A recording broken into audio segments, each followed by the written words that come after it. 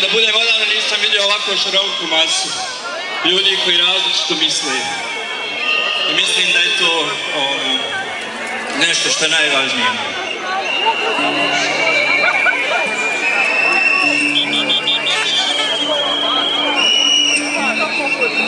Aj, znate ju.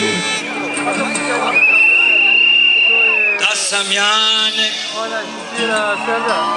pozvao bih sve dječake, dao bi im igračke i pustio bi da se cijeli